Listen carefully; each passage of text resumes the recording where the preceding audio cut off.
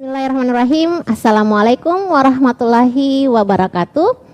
Alhamdulillahirabbil alamin wassalatu wassalamu ala asyrofil anbiya'i wal mursalin wa ala alihi wa sahbihi ajmain amma ba'd. Asyhadu an la ilaha illallah wa asyhadu anna Muhammadar Rasulullah. Allahumma sholli ala sayidina Muhammad wa ala ali sayidina Muhammad. Rabbi shrah li sadri wa yassir li amri wa hlul 'uqdatam min lisani yafqahu qauli.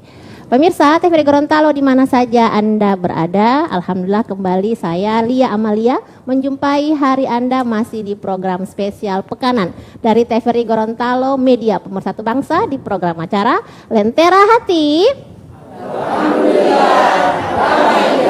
Alhamdulillah damai di hati. Insya Allah program ini akan memberikan kedamaian maupun peningkatan pengetahuan terkait dengan keislaman. Dan hari ini saya seperti biasa akan ditemani dengan narasumber dan juga majelis talim yang ada di Provinsi Gorontalo. Pertama kita sapa dulu narasumber kita pada kesempatan hari ini, Bapak Ustadz Raja Rahmat Jafar. Assalamualaikum Ustadz. Waalaikumsalam warahmatullahi wabarakatuh. Bagaimana kabarnya Ustadz? Alhamdulillah sehat. Alhamdulillah sehat Ustadz ya. Ya. Dan berikutnya adalah majelis taklim yang ada di Provinsi Gorontalo. Luar biasa pada hari ini saya kedatangan dua majelis taklim. Yang pertama sebelah kiri saya dari majelis taklim An-Nur Desa Bulota, Kecamatan Talaga Jaya, Kabupaten Gorontalo. Assalamualaikum ibu-ibu. Waalaikumsalam warahmatullahi wabarakatuh. Ya, sehat? Alhamdulillah. Kentara dari mukanya ya, cantik-cantik semua. Ya.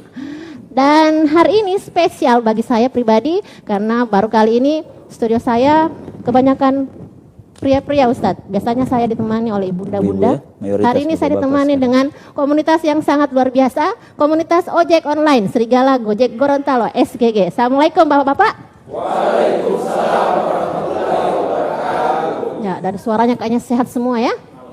Alhamdulillah, insya Allah selalu sehat, sehat untuk mencari rezeki untuk keluarga. Amin ya. Pemirsa, hari ini kita akan membahas topik yang agak-agak gimana ya Ustadz ya? Karena ini banyak di antara kita terkait dengan hidup kebanyakan gaya. Nah, yang bagaimana yang dimaksud dengan hidup kebanyakan gaya? Nanti kita dengarkan tausiahnya dan sebelumnya kami sampaikan bahwa kami juga hadir secara live streaming melalui Facebook di akun TVRI Gorontalo TV Lolipu. Dan tanpa panjang lebar, Ustadz silakan untuk hidup kebanyakan gaya. Tafadhol. Baik. Saya sapa semua pemirsa yang ada di rumah dan juga hadirin yang ada di studio ini.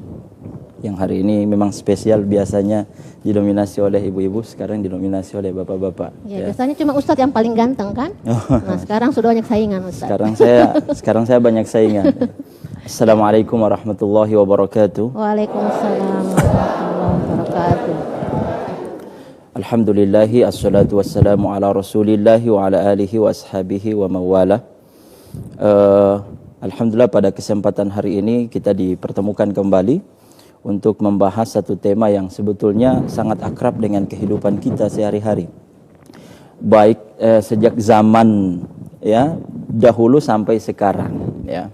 Hanya saja memang dari zaman ke zaman ini ada semacam peningkatan ya. Ada semacam kehidupan kita berevolusi. Jadi perkembangan zaman ini kemudian berpengaruh kepada gaya hidup satu komunitas masyarakat, kelompok maupun individu ya. Sekarang kita hidup di zaman, istilahnya di zaman milenial ya.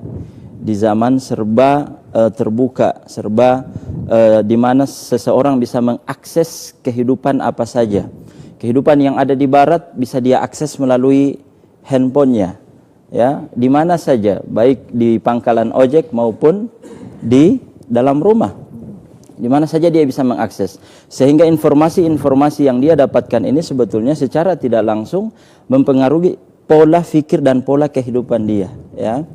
Bahwa dulu memang seakan-akan ada perbedaan pola hidup mereka, gaya hidup mereka dengan kita yang sekarang.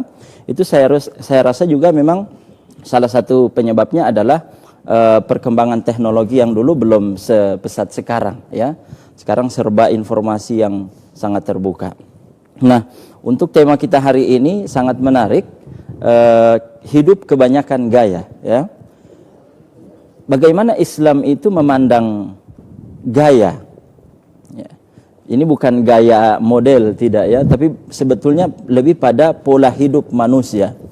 Nah, agama Islam adalah agama yang sempurna. Agama yang mengatur segala aspek dan lini kehidupan manusia, dari yang kecil sampai yang besar. Dari yang kecil sampai yang besar. Dia mengatur pemerintahan sampai kehidupan privasi dan kehidupan pribadi kita, termasuk gaya hidup kita, ya. Apakah Islam mengatur gaya hidup kita? Iya, Islam mengatur gaya hidup kita. Gaya hidup yang tidak boleh berlebih-lebihan. Gaya hidup ini kan sebetulnya lebih kepada satu, pakaian, yang kedua adalah makanan, ya. Adapun kalau tempat tinggal kita bagus, nyaman, itu boleh-boleh saja. Hanya saja memang kita diikat oleh satu rumus, di mana kita tidak boleh memaksakan diri melebihi batas kemampuan kita. Islam ini sebetulnya menjaga perkembangan zaman. Ada satu ungkapan, ya, ada satu pepatah begini. Al-Islamu yura'i taqaddumaz zaman. Al-Islamu la yafutuhu zaman. Islam itu tidak ketinggalan zaman, ya. Islam itu tidak ketinggalan zaman. Dan tidak pula mengikuti zaman. Walakinnal Islama yura'i taqaddumaz zaman. Akan tetapi yang paling tepat adalah Islam itu menjaga perkembangan zaman. Jadi dia tidak ketinggalan zaman, tidak pula mengikuti zaman, akan tetapi menjaga perkembangan zaman, mengontrol perkembangan zaman. Maksudnya apa? Jangan sampai kemudian perkembangan zaman ini berpengaruh kepada pola hidup dan gaya hidup kita, ya, yang menjauhkan kita daripada asas yang telah Allah letakkan sebagai pola hidup manusia yang sesungguhnya. Jadi kita boleh saja mengikuti perkembangan zaman, mulai dari fashion, mulai dari pakaian. Ibu-ibu boleh mengikuti perkembangan model jilbab, fashion dalam bentuk jilbab, yang saya rasa dari bulan ke bulan itu hampir berubah, ya, modelnya, gayanya. Hanya gaya ini kemudian berjilbab ini kemudian jangan sampai semata-mata untuk bergaya. Ya, ada yang begitu. Dia berjilbab rapi, ternyata juga hanya mengikuti perkembangan daripada jilbab itu. Bukan semata-mata untuk melaksanakan perintah Allah, ya, di dalam surah Al-Ahzab atau di dalam surah An-Nur untuk menutupi aurat, ya. Jadi dahulukan dulu saya berhijab ini untuk melaksanakan perintah Allah, tunduk, ya, kepada Allah, menutup aurat saya sebagaimana yang Allah perintahkan. Adapun jilbab saya yang mengikuti tren, ya, mengikuti tren, itu sah-sah saja selama memang tidak berlebihan gayanya, tidak berlebihan juga modelnya, ya. Saya mohon maaf sekali tidak mau masuk pada ranah bagaimana model jilbabnya, bagaimana, ya, karena sebab juga ada yang berani juga menyinggung bagaimana miringnya, senti kirinya, senti kanannya. Ini itu saya rasa hak selama tidak berlebihan juga di dalam menggunakannya. Demikian pula dengan kita sebagai bapak-bapak, ya, tidak masalah kita mengikuti tren fashion ini, pakaian kita, selama pakaian itu tidak melanggar syariat dan juga tidak melanggar adat istiadat, ya. Sebab dua hal yang kita perhatikan di dalam kehidupan sosial. Yang pertama aturan syariat, yang kedua aturan istiadat, ya. Ada orang yang kemudian jangankan melanggar syariat, istiadat saja dia langgar, ya. Sebab di dalam menutup aurat, di dalam berpakaian ini bukan hanya syariat yang mengatur, adat istiadat juga mengatur. Kalau orang sudah telanjang, itu sebetulnya dia sudah atau membuka aurat berlebihan, ya, sudah tidak sesuai dengan akal sehat lagi. Itu adat istiadat juga akan mengukur bahwa orang ini sudah melanggar. Jadi dari sisi fashion itu yang pertama. Yang kedua, gaya hidup kita di dalam mengkonsumsi satu makanan, ya. Sekarang bukan cuma pakaian, bukan cuma fashion yang berubah, tapi pola hidup, gaya hidup kita dalam makanan juga, ya. Dulu, ya, saya sempat juga, apalagi bapak-bapak, ya, ibu-ibu yang mungkin lebih tua dari saya, kita sempat merasakan makanan yang tradisional, makanan yang apa adanya, ya. Nah sekarang makanan-makanan itu, jenis-jenis makanan tradisional itu, seakan-akan kalau kita makan kita tidak gaul, ya. Kalau kita tidak suka makanan yang modern, ya, seakan-akan kita tidak gaul dan ketinggalan zaman. Padahal tidak, ya. Sama saja dalam makanan ini, yang modern maupun yang tradisional itu sah-sah saja, karena ini kembali kepada selera kita. Nah sekarang kalau misalnya kita makan harus ke restoran, kita makan harus ke mall, kita makan harus ke rumah makan yang besar, yang ternama, yang terkenal dan lain sebagainya, ya. Ini juga menjadi fenomena kita sekarang, di mana keluarga itu lebih banyak menghabiskan waktu makannya di rumah-rumah makan, ya, kemudian melupakan kebersamaan di dalam rumah tangga mereka, ya. Ini juga pengaruh daripada gaya hidup yang lagi tren saat ini, ya. Ya. Kalau misalnya ngopi di warkop-warkop itu sah-sah saja, asalkan juga kita tidak setiap hari misalnya, ya, setiap saat kita ngopi dan melupakan waktu-waktu kerja dan sebagainya. Ini juga pola hidup, ya. Ini juga adalah gaya hidup. Hanya saja bagaimana kita mengatur interval waktu kita mengkonsumsi makanan-makanan yang saya sebutkan tadi itu, ya. Juga ada satu ungkapan, rahimallahu mra'an arafa qadra nafsihi. Ini juga menjadi kunci, menjadi rumus di dalam kita menjalani kehidupan ini. Bahwasanya Allah Subhanahu wa taala merahmati orang yang tahu kadar kehidupan dirinya atau kadar kemampuannya. Kalau saya tahu bahwa kadar kemampuan saya hanya mampu menghasilkan atau hanya mampu menghadirkan hal-hal yang primer, maka jangan memaksakan diri untuk mendatangkan yang sekunder. Iya kan? Sekarang ini ada orang yang sebetulnya secara hakikat dia hanya mampu pada batas yang primer saja. Primer itu seperti rumah, pakaian, makan, sandang, pangan dan papan, itu primer. Tapi kemudian memaksakan diri untuk menghadirkan yang namanya sekunder, ya. Kemudian juga memaksakan diri apalagi sampai pada hal-hal yang bersifat tersier, yang hanya sekedar pendukung saja, apalagi hanya sekedar pernak-pernik saja, ya. Mungkin akan ada yang bertanya, apakah handphone termasuk yang primer di zaman kita digital ini? Mungkin saja, ya. Tapi kalau saya pribadi, handphone ini tidak termasuk yang primer. Dia hanya mungkin kalaupun dinaikkan stratanya hanya pada levelnya, hanya pada sekunder saja, karena dia hanya sekedar pendukung saja, ya. Jadi mari kita lihat, kalau kemampuan kita hanya sampai pada primer, jangan paksakan diri, ya. Ada istilah, ya, di zaman tahun berapa itu, ya, tapi belum lama di Gorontalo ini istilah jabome gaya, jabome doi jabome gaya walima doi paralo, ya. Itu sebetulnya apa? Jabome gaya itu jangan cuma gaya, uang perlu. Sekarang terbalik, gayanya banyak sekali, uangnya kosong, ya. Gaya liuti madalo takaya, malimba-limba tato takaya, ya. Persis lema wali mati mota. Di sana ada pengusaha besar tapi penampilannya biasa saja. Kaosnya biasa, mungkin sudah 5 tahun belum diganti, tapi yang penting dia bersih, yang penting tidak ada najis, tetap dia pakai. Celananya juga begitu. Setiap bulan ya tidak harus memaksakan diri pakai pakaian yang wah begitu, ya, tapi dia ada uang. Ya, tapi dia ada uang. Kehidupan primernya oke, sekundernya kalau dia mau oke, tersiernya kalau dia mau oke, ya. Ya, sekarang ada orang yang ya maksudnya primernya tidak terpenuhi secara utuh. Rumahnya biasa, kemudian kendaraannya juga biasa, tapi kehidupan gaya hidupnya melebihi orang kaya tadi, ya. Pakaiannya, handphonenya sampai misalnya ada 16 juta, sementara ya rumahnya masih kredit misalnya. Kenapa tidak didahulukan yang primer, yang pokok atas yang sekunder itu, ya. Jadi maksud saya adalah mari kita lihat kemampuan diri kita, ya.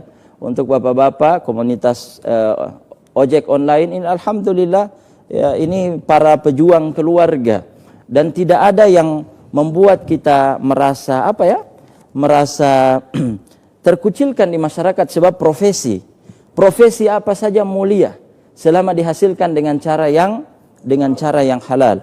Seorang Nabi SAW pernah ditanya oleh seorang sahabat. Ini hadis diriwayatkan oleh Rifa'ah bin Rafi. Dibilang, ayyul kasbi atyab ya Rasulullah. Wahai Rasul, pekerjaan dan penghasilan apa yang paling mulia wahai Rasul? Rasul menjawab, ya, kasbur rajuli biyadihi. Penghasilan seseorang yang dihasilkan dari tangannya sendiri. Artinya apa? Dari tangannya sendiri, tidak dilihat dia seorang pejabat. Ya, tidak dilihat dia seorang petani, seorang pedagang atau seorang ojek online, sebab ukurannya adalah dengan tangannya sendiri. Dengan tangannya sendiri. Ya, kita kan bawa motor itu dengan tangan kita sendiri, ya. Ada orang yang penghasilannya besar tapi pekerjaannya tidak dengan tangan sendiri, sebab dia banyak anak buah, tinggal main-main tunjuk saja. Tapi penghasilannya lebih besar. Dan siapa yang menggajinya? Yang menggajinya adalah masyarakat, termasuk komunitas ojol, sebab ini ada pajak, ya. Ya, mereka digaji dari uang rakyat dan uang negara. Nah, kita ini adalah sebetulnya para pejuang dan pahlawan untuk menghidupkan negara. Ya, saya kira itu sebagai pengantar. Iya, luar biasa Ustadz ya. Jadi berbicara tentang hidup kebanyakan gaya ini memang harus ukur-ukur kemampuan diri sendiri, Iya, Ustadz ya. betul. Iya, mungkin kita langsung ke audiens. Silakan Bapak Ibu yang ingin bertanya, tafadhal silakan berdiri, sebut nama, komunitasnya apa, majelis taklimnya apa, kemudian langsung dengan pertanyaan. Silakan. Kanan, kiri. Oke, Ibu dulu, silakan Ibu. Ada mic-nya? Ibu yang bertanya? Oh iya, Ibu ini dulu ya Ibu ya. Assalamualaikum warahmatullahi wabarakatuh. Waalaikumsalam warahmatullahi wabarakatuh. Saya ingin bertanya Pak Ustadz, bagaimana caranya mengatasi kepada seseorang yang telah berlebihan gayanya, Pak, baik dari segi pakaian maupun dari segi makanan. Bahkan sekarang ini sudah marak langsung diposting di Facebook, di media sosial, Pak. Terima kasih. Ya, terima kasih Ibu. Mungkin selanjutnya yang kanan, Bapak, silakan. Siapa yang ingin bertanya? Ya. Silakan, Bapak. Silakan berdiri, Pak. Iya. Sebut nama, langsung ke pertanyaan. Ya. Bismillahirrahmanirrahim. Assalamualaikum warahmatullahi wabarakatuh. Waalaikumsalam warahmatullahi wabarakatuh. Nama saya Abdurrahman Ali. Pertanyaan sesuai dengan tema tadi mengenai pola hidup. Saya ke passion, mengenai passion. Saya seringkali melihat ibu-ibu pakai jilbab, tapi bagian atasnya agak ketat. Bagaimana itu menurut Pak Ustadz? Minta penjelasannya, Pak. Mungkin pernah membawa penumpang seperti itu modelnya, Pak ya? Iya. Iya. Kira-kira. Oke, yang Bapak Ya, agak tanyakan berlebihan adalah, lah begitu. oke, yang Bapak tanyakan bagaimana dengan ibu tersebut? Iya, bagaimana dengan Gaya Gaya hidup seperti itu. Iya, gaya hidup seperti itu, dan Bapak sebagai yang mengemudikan motor bagaimana harus menyikapi? Mungkin Pak ya seperti Iya, itu. iya, Iya. Oke, cukup kasih. Pak. Iya, terima kasih Assalamualaikum Bapak. Waalaikumsalam warahmatullahi wabarakatuh ya. Nah, Ustadz, mungkin nanti pertanyaan yang Pak Rahman sama Ibu tadi mungkin bisa langsung disambung Ustadz karena ini terkait dengan pakaian. Nah, bagaimana cara menyampaikan ketika ada orang yang seperti itu, apalagi sudah sampai dipublish di medsos? Dia makan di mana, pakai apa dan sebagainya. Ya. Nah, ini ada hal-hal yang bisa kita langsung sikapi, yang bisa langsung kita sampaikan. Ada yang memang lihat kondisi yang sangat tidak mungkin untuk kita sampaikan secara langsung, termasuk pakaian, ya, sebab itu adalah hak privat dia, hak privasi dia, ya. Bagaimana solusi untuk kemudian memberikan pencerahan kepadanya, ya, melalui ceramah-ceramah seperti ini. Sebab kalau ibu sendiri yang memberikan teguran, yang memberikan semacam pencerahan, pasti akan ada ketersinggungan, ya. Paling dia bilang nanti, tatonui, doi, ya kan? Baju saya, uang saya. Nah, Jadi tidak harus disikapi secara langsung, ya. Sebab ini nanti mudaratnya akan lebih besar, dia tersinggung dan ini akan berpengaruh kepada retaknya hubungan ibu dengan teman yang akan ditegur tersebut. Ya, juga dalam bentuk makanan. Dalam bentuk makanan ini. Sekarang fenomena yang sangat luar biasa, sangat bertolak belakang dengan tradisi kita di zaman dahulu, orang tua kita dulu. Kalau orang tua kita dulu tanpa ada pemberitahuan, tiba-tiba madep depitai boti bongo, boti binte, ya kan? Ada kelapa, ada beras, ada kacang, tanpa ada pemberitahuan. Subhanallah, dia datang bersilaturahim membawa ayam kampung, ya ayam kota, yang penting jangan ayam kampus. Ya. Nah sekarang mohon maaf sekali, ya. Yang dia kirim ke kita, dia bagikan ke ribuan, 5.000 teman di Facebook itu hanyalah gambarnya. Yang anehnya, gambar yang dia suguhkan, dia mengajak kita untuk sama-sama mengkonsumsi. Taduolo, bismillah. Ya kan? Ini bukan hanya sekedar taduolo, mari makan. Subhanallah. Gimana caranya mengajak mari makan kepada sahabat-sahabat dunia maya, sehingga padahal mereka tidak mampu menikmati apa yang kita makan. Jangan sampai kemudian kita membuat orang, ya, melihat apa yang kita konsumsi begitu wah, sementara mereka tidak pernah melihat dan tidak pernah menikmati secara langsung. Ini kasihan, ya, kasihan. Kalau tidak mampu berbagi, maka jangan ceritakan apa yang Anda makan. Itu adabnya. Apa yang Anda makan, kalau tidak mampu berbagi, jangan sampaikan. Alhamdulillah, saya kemarin potong kambing, saya kemarin potong ayam, ya. DP tetangga bilang, mana biar cuma DP kulit dengan DP sayap. Artinya ini menyinggung teman-teman sekalian. Di dalam Al-Quran saja Allah sebetulnya memberikan semacam gambaran dalam kehidupan kita bersosial, ya. Allah Subhanahu wa taala mengatakan dalam surah Wad-Duha, pada akhir ayat ada yang hafal, wa amma bi ni'mati rabbika, adapun dengan nikmat Tuhanmu yang diberikan kepadamu, fahadits, ceritakan. Maksud menceritakan ini apa? Ada makna tersurat, ada makna tersirat. Alhamdulillah, saya panen kemarin yang biasa panen-panen sebelumnya dari ukuran sawah satu hektar itu sekitar 1 ton, alhamdulillah menjadi naik 2 ton dan hasilnya baru saja terjual, alhamdulillah 2 kali lipat. 1 jam kita ajak bercerita, apen bongolihu dia. Bayangkan, 1 jam kita ajak dia bercerita, ati dungu-dungu gaga, dia mendengarkan pasang telinga, serius. Setelah itu kita berpisah, ma'assalam, assalamualaikum warahmatullahi wabarakatuh. Tidak ada sama sekali pen bawa 2.000. Maknanya apa? Ceritakan ini nikmat, tapi berbagi juga, ya kan? Berbagi juga. Nah ini kita berbagi hanya foto dan gambarnya, sementara mereka tidak pernah kita suguhkan hal yang nyata, ya. Bompulita atau potong amila, habis digambar. Tetangga kita kesusahan, kita tidak pernah tahu apa yang dia makan. Setiap hari kalau kita makan makanan yang wah, kita posting di media sosial. Ini saya kira juga adab di dalam bersosial. Ini kan namanya media sosial. Ya, semua mata bisa melihat itu. Maka harus dikontrol, ya. Ini yang biasa, mohon maaf sekali, apa saja diposting, masalah makanan, itu tolong ditahan. Kasihan orang yang tidak mampu mengkonsumsi apa yang selama ini kita posting, ya. Saya kira itu.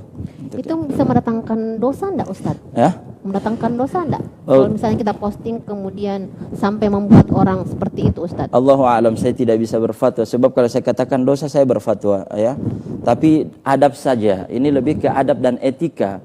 Ya, kasihan ada orang susah yang mungkin juga dia bisa melihat foto dan gambar makanan yang kita posting ke media sosial, dan hampir setiap minggu kita posting kita makan di sini, sementara apa yang dia makan dia susah, kita tidak pernah tahu dan kita tidak pernah berbagi, ya. Ini lebih ke adab dan etika bermasyarakat dan bersosial, ya. Ya, kemudian pertanyaan kedua tadi yang terkait dengan seperti itu, Ustadz. Ibu-ibu yang pakai jilbab, tapi nah Bapak ini sebagai misalnya pengemudi ojek online, gimana? Apakah negur Ustadz atau? Baik, makasih. Mudah-mudahan dengan pertanyaan ini banyak yang akan melihat jawaban ini dan siapa tahu bisa tersentuh. Untuk jilbab, ukurannya adalah menutup kepala sampai dada. Ya, sekarang karena zaman berkembang, dengan zaman milenial ini yang harusnya menutup kepala sampai dada terangkat 1,5 meter, ya. Mungkin tinggal kepala saja sampai leher, ya. Sehingga kepala yang dia yang dia tutup sampai di leher, dia lingkar-lingkar di leher. Dadanya kelihatan menonjol. Apakah ini hijab syar'i? Ini bukan hijab syar'i. Ini justru akan mengundang syahwat. Ya, ini justru akan ada orang yang berhijab itu maksudnya menutup auratnya, tapi kemudian bukan menutup ya, tapi membungkus aurat. Bedakan menutup aurat dengan membungkus aurat. Kalau ini air ini saya bungkus, ya, saya tutup, tidak kelihatan ini apa ini isi. Tapi kalau saya bungkus dengan plastik, apalagi plastiknya transparan, semua orang tahu bahwa ini air, bahwa ini ada air di dalam botol, iya kan? Nah sekarang ada yang menutup aurat, ada yang membungkus aurat. Bagaimana? Tentu dia melanggar syariat.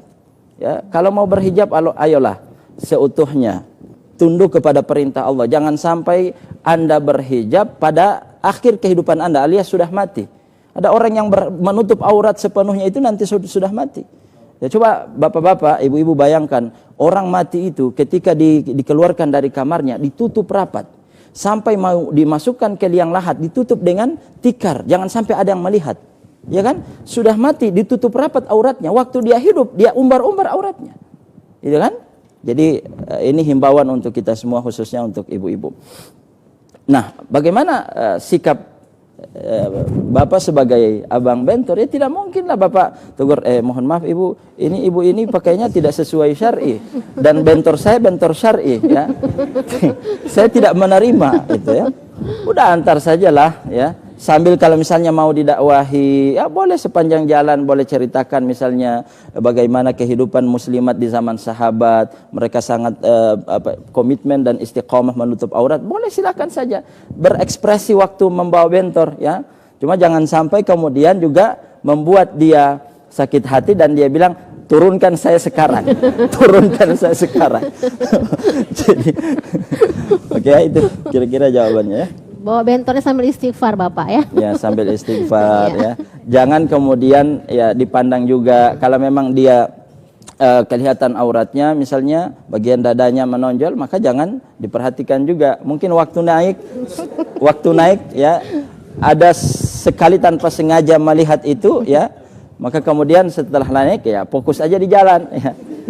Waktu bawa bentor jangan lagi terpengaruh sama ini deh. Gara-gara dia bilang, "Ustadz, saya ingat perintah Islam adalah tundukkan pandangan. Waktu saya bawa bentor, saya tundukkan pandangan. Akhirnya nabrak apa? Masuk ke dalam got." Jadi biasa saja. Oke, jadi tetap kalau penumpang seperti itu tetap diambil saja Ustadz, ya. Iya, tetap diambil, ya. Selama dia masih menutup aurat, maksudnya masih juga sopan, tidak terbuka aurat besarnya, ya silakan saja, ya. Yang jangan diambil itu yang memang saya tidak pakai baju sama sekali, ya. Iya, oke seperti itu Bapak, ya. Mungkin kita bekali pertanyaan selanjutnya, silakan Bapak Ibu yang ingin bertanya. Oh ya, Bapak dulu, silakan. Assalamualaikum warahmatullahi wabarakatuh. Waalaikumsalam warahmatullahi wabarakatuh. Nama saya Solihin Duladi, saya ketua komunitas Serigala. Pertanyaan saya begini Ustadz, mengenai pekerjaan kami di lapangan. Adab, karena Pak Ustadz menyinggung masalah adab, jadi ada sedikit pertanyaan mengenai adab. Karena banyak kendala kami di jalan itu bermasalah dengan adab. Alhamdulillah Pak Abdurrahman tadi sudah jelaskan mengenai kita akan ketemu dengan penumpang seperti itu. Ada banyak juga, ada juga ketemu dengan penumpang yang marah-marah. Ada yang juga ketemu dengan, "Om tunggu sadik ya, lagi mau pakai jilbab." Marah 10 menit. Setelah naik di bentor, "Om kasih laju sedikit Om, semua terlambat saya." Jadi alhamdulillah teman-teman juga menyikapi seperti itu, walaupun mendongkol, marah cuman ditahan. Ada kalanya juga kan batas kesabaran juga kami kan kadang menyikapi masalah adab tadi Pak. Pak Ustadz, maksudnya adab yang lebih sopan, maksudnya biar kami tidak menjadi mubazir, karena rezeki anak istri kan dititip di tangannya kita orang semua yang hadir di sini. Jadi biar adabnya lebih bagus, adabnya lebih hikmahnya apa namanya berkahnya dapat. Adab seperti apa yang kira-kira yang bisa kami lakukan biar apa namanya jadi berkah, rezekinya berkah. Ya, rezekinya berkah. Kira-kira begitu Pak Ustaz. Bagus. Terima kasih. Ya, terima kasih. Warahmatullahi wabarakatuh. Waalaikumsalam warahmatullahi wabarakatuh. Ya, terima kasih Pak Solihin, tapi sabar dulu ya untuk dijawab Pak Solihin, kita harus break iklan sejenak.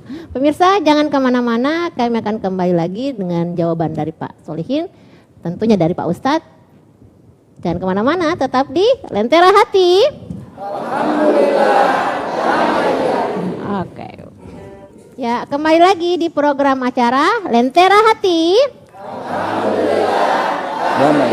Ya, alhamdulillah damai di hati. Masih dengan Ustadz Rahmat Jafar, Majelis Ta'lim An-Nur dan komunitas ojek online Serigala ya. Serigala namanya Pak ya?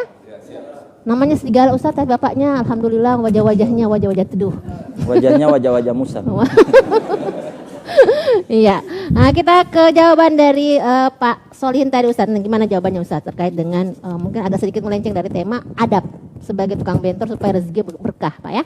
Ya, sebetulnya lebih ke apa tips yang harus kita jaga supaya hasil daripada pekerjaan kita itu berkah. Satu, jangan pernah jadikan profesi kita kemudian jauh daripada Allah Subhanahu wa taala. Itu. Ya. Kadang-kadang mohon maaf profesi seseorang itu menjadi alasan dia sulit untuk beribadah.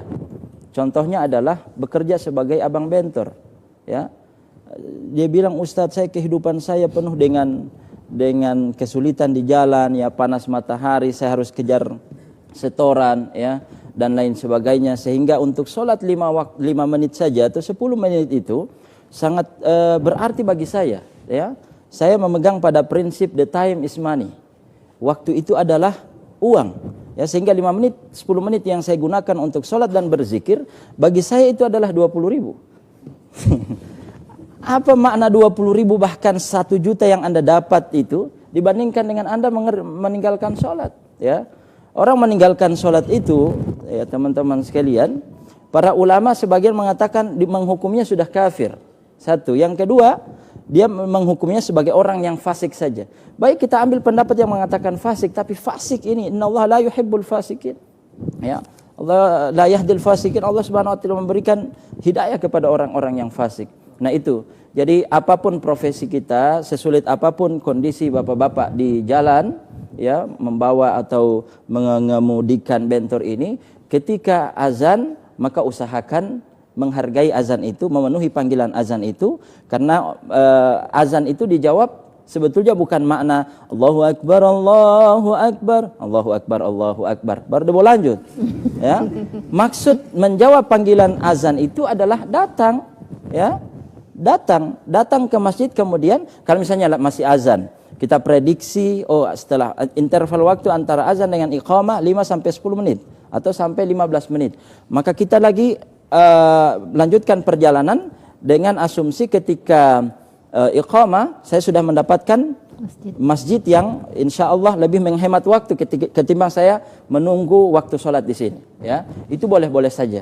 Tapi ketika datang waktu sholat, maka usahakan supaya berkah usaha kita tetap dikerjakan sholatnya, ya, tetap dikerjakan sholatnya. Adapun kalau misalnya melayani penumpang dan penumpangnya jauh, ya, kemudian sampai keluar dari waktu sholat, karena tidak mungkin ibu boleh maaf saya mau sholat dulu, ya, ibu bilang saya juga bakuriki, ya, saya juga buru-buru, maka karena ini memang hak dia untuk kemudian kita antar ke tempat dia, ke tempat tujuannya, lalu sampai mengeluarkan kita dari waktu sholat, maka sholat yang tidak sempat kita kerjakan di waktunya diganti pada waktu sholat berikutnya, dikerjakan sebelum sholat itu. Misalnya zuhur terlewati, ya, kemudian tiba-tiba sampai di tempat tujuan mengantar penumpang, itu sudah waktu sholat asar, maka sebelum mengerjakan sholat asar kerjakan sholat zuhur. Niatnya bagaimana? Ya, usolli fardhu zuhri 4 raka'atin mustaqbilal kiblati qada'an lillahi ta'ala. Kalau tidak hafal niat, karena dulu misalnya tidak pernah ngaji atau tidak pernah pesantren, maka cukup di dalam hati. Asal niat adalah hati, pekerjaan hati. Ya Allah, dalam hati ini, ya Allah, saya mau mengganti sholat zuhur yang tadi saya sempat tinggalkan. Ya, qadhan. Setelah itu sholat asar. Insya Allah ini akan berkah. Yang kedua, jangan menipu.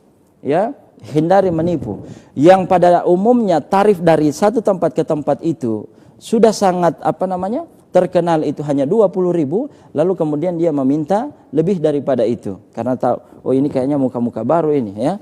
Tapi kalau online kan enak, ya, dari awal itu sudah tahu berapa ininya, ya, berapa tarif yang harus dibayar. Kalaupun ada kelebihan kembalian yang dia bilang sudahlah, ya, alhamdulillah, misalnya ada yang bayar 20.000 dikasih 50.000, kemudian kembaliannya tidak diminta lagi, itu rezeki anak soleh, ya.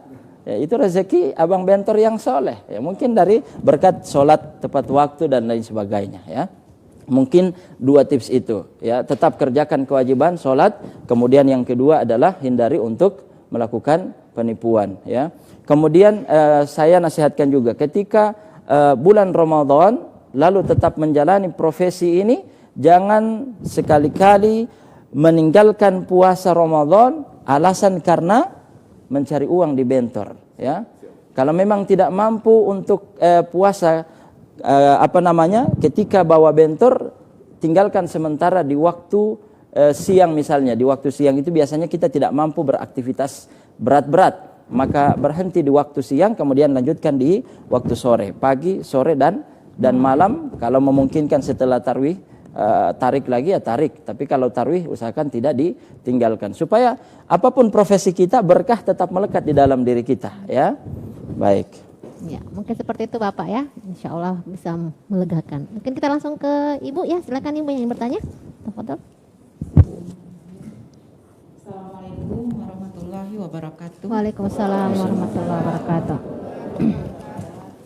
Nama saya Ratna Mooduto. Pertanyaan saya, Ustadz, bagaimana menyingkapi masalah ijab? Karena dari awal seperti ini, suami belum setuju dengan belum ridho dengan cara berhijab kita yang sekarang pakai syar'i, karena dari awal kita masih pakai jeans, pakai ketat-ketat, kemudian sudah mulai ngaji tiba-tiba berhijab. Katanya iya berubah pakai ini, katanya itu cuman tren, ikut tren, nanti kata timbul lagi tren baru, muncul lagi, berubah lagi, tapi wanita itu ingin istiqomah. Bagaimana caranya dia menghadapi suami begitu, ya? Iya Ustaz. Makasih. Wassalamualaikum warahmatullahi wabarakatuh. Waalaikumsalam warahmatullahi wabarakatuh. Ya, selanjutnya Bapak yang tadi yang bertanya, silakan Bapak yang di atas. Ya, mungkin mic-nya bisa dioper dulu. Ya. Bismillahirrahmanirrahim. Assalamualaikum warahmatullahi wabarakatuh. Waalaikumsalam warahmatullahi wabarakatuh. Nama saya Abdul Aziz Jafar. Saya dari komunitas Serigala Gojek online. Cuma begini Ustadz, mau minta tips saja. Bagaimana cara untuk mengantisipasi anak-anak yang ikut pergaulan bebas Ustadz? Jadi marak sekarang kan di online. Mengantisipasinya dengan cara yang halus Ustadz. Karena kalau anak-anak sekarang mau ambil halus tak bisa, mau ambil kasar lebih repot.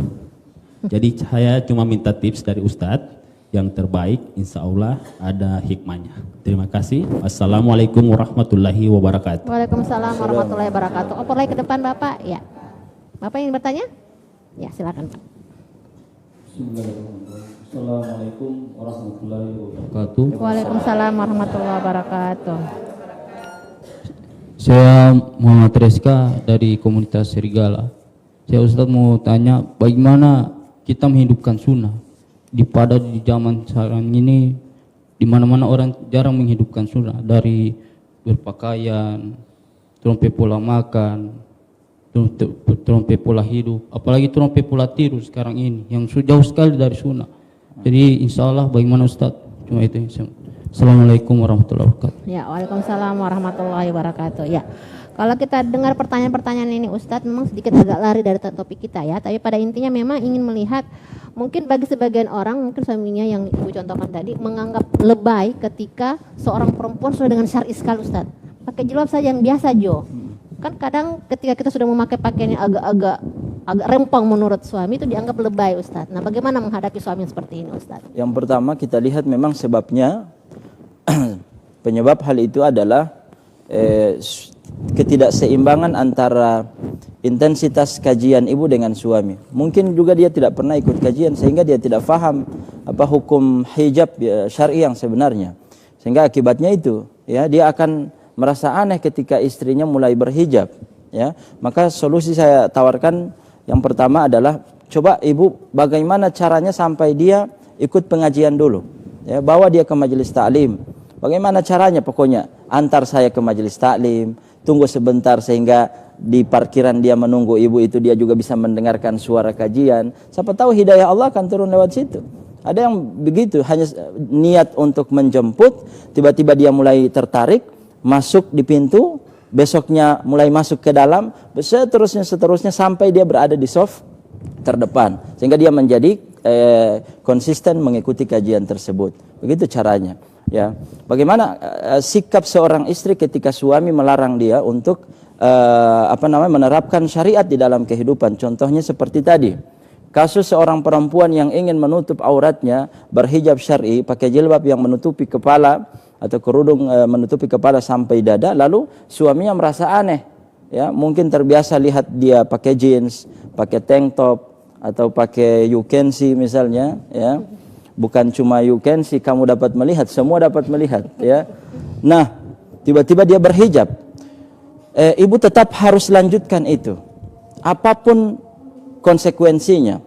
Karena kaidah untuk ibu-ibu taat dalam suami juga ada, ya, untuk kita semua. La ta'ata li makhlukin fi maksiatil khaliq. Tidak boleh tunduk dan taat kepada makhluk di dalam bermaksiat kepada Allah. Ibu kembali kepada zaman jahiliyah menggunakan jins sesuai dengan yang diinginkan oleh suami itu, ya kan? Atau pakai pakaian yang terbuka, maksud saya, ya. Entah itu pakaian-pakaian yang ketat dan lain sebagainya. Tidak boleh dilakukan kembali ke masa lalu itu. Harus konsisten dengan apa yang sekarang sudah ada. Suami marah, ya tetap dihadapi saja, ya. Sampai kemudian kalau dia seandainya menyakiti fisik kita atau jasmani kita, jasmani ibu, karena ibu dianggap tidak tunduk kepada perintahnya, apalagi menurut versi dia ibu adalah perempuan yang pembangkang dan durhaka, maka nanti jika terjadi pelanggaran-pelanggaran yang bertentangan dengan pelanggaran yang ada di buku nikah ibu ketika dibaca pada hari akad nikah, dia melanggar beberapa poin sigat ta'liqut talak yang tercantum di buku nikah, maka itu bisa menjadi dasar ibu untuk datang ke KUA atau ke pengadilan untuk melaporkan apa yang dilakukan oleh suami. Kalau memang sudah tidak tahan, saya tidak mengajarkan ini untuk minta cerai atau khulu, tidak.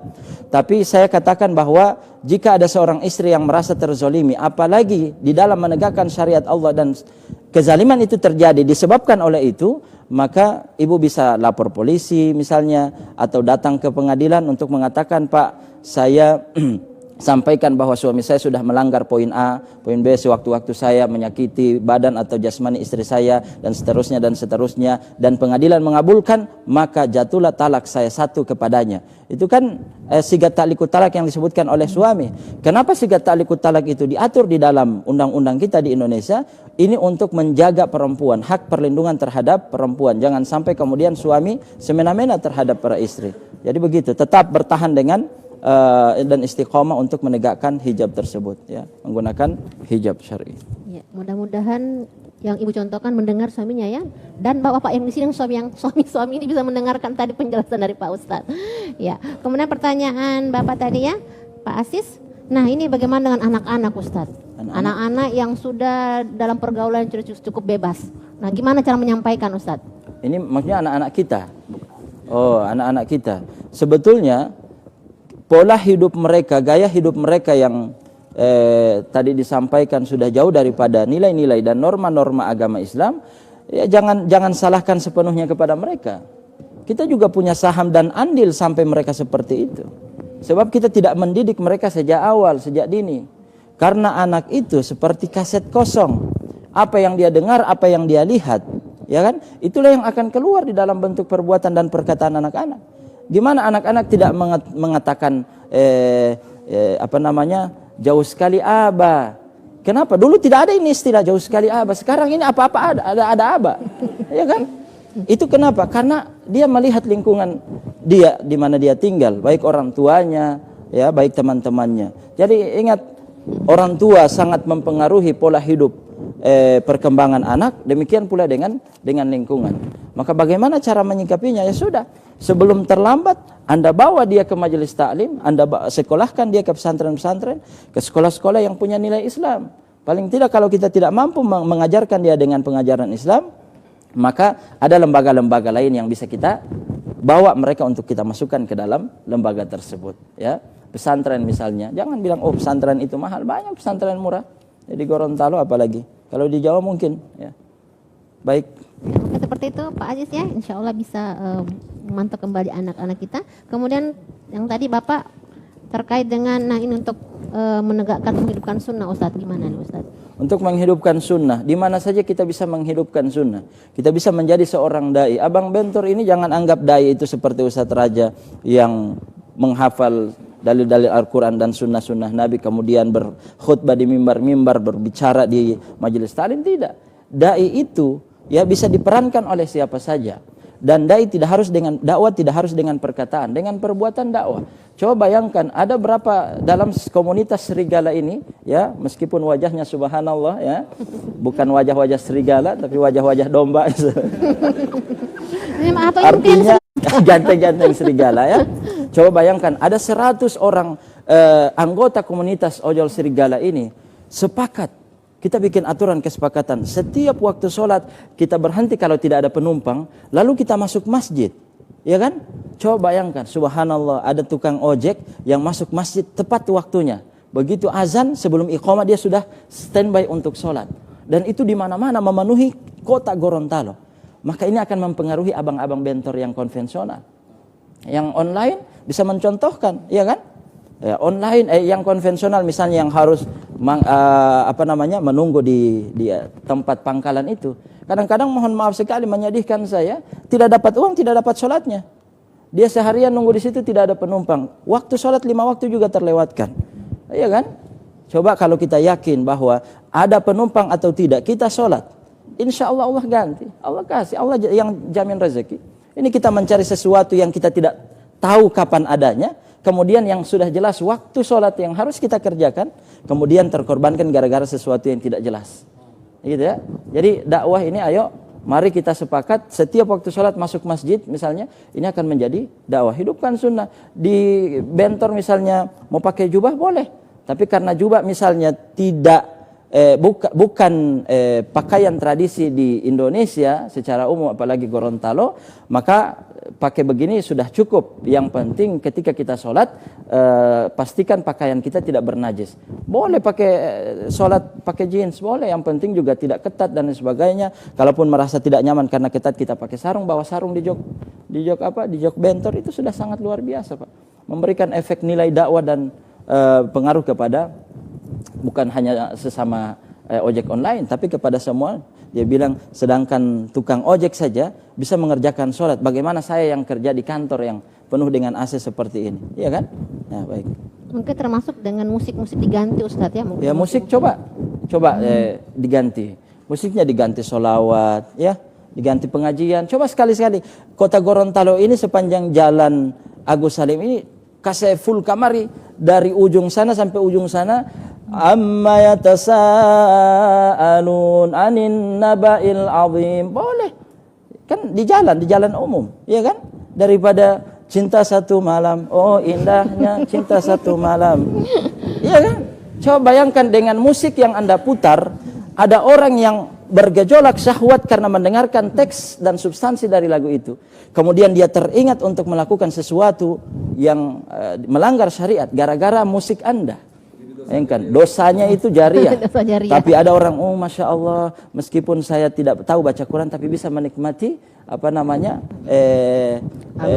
alunan Al-Quran yang diputar oleh tukang bentor tersebut. Luar biasa ya. Nilai dakwah bisa dihidupkan di mana saja. Ya. Jadi mungkin bisa dimulai dari serigala. Iya. Ya, mungkin misalnya kita mulai step by step Ustaz ya, mungkin setiap hari Jumat semua pengendara yang tergabung dalam komunitas ini memutar juz 30 atau memutar Al-Kahfi, surah Al-Kahfi, itu kan luar biasa.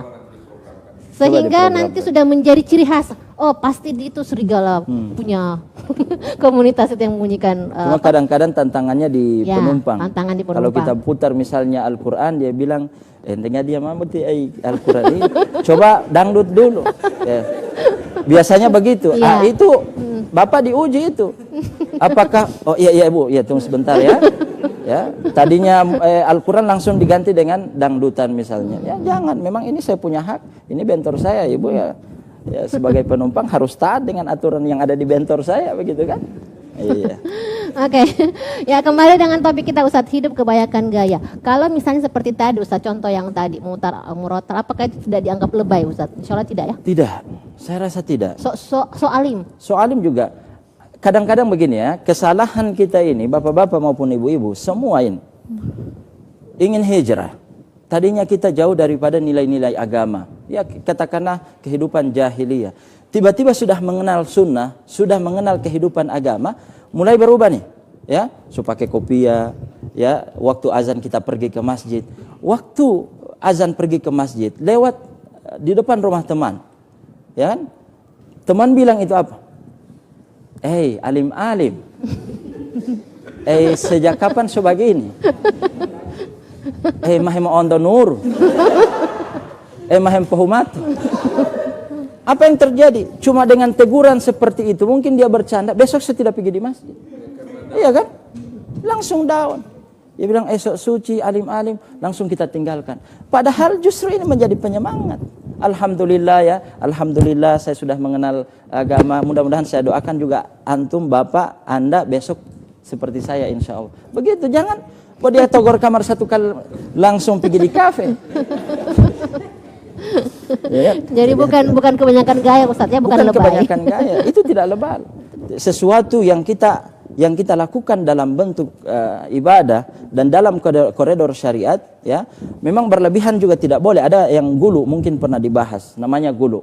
Tapi itu insya Allah tidak masalah, selama tidak melanggar apa prinsip-prinsip gulu tersebut. Gulu itu misalnya begini, sholat dari ba'da isya sampai menjelang subuh, padahal kita capek seharian, tidak memberikan hak kepada badan kita, itu gulu, berlebihan dalam agama, itu lebay dalam agama, ya kan?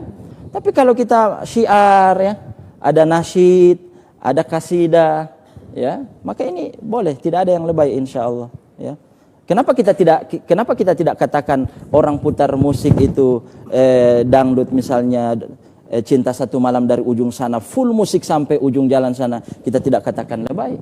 Kenapa cuma yang putar Quran kita katakan lebay? Kenapa tidak sebaliknya kan?